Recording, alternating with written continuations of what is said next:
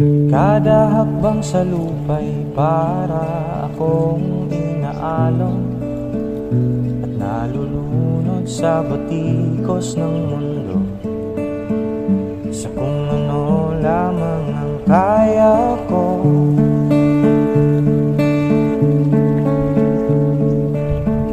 Higang-higa na sa mga problemang di masolusyonan agad, parang wala nang bukas.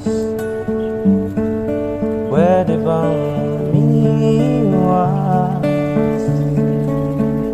Hinahanap ang sarili ngunit di nakakayanin sa ligaw na dinadaanan ko. Saan na to patungo? Saan ako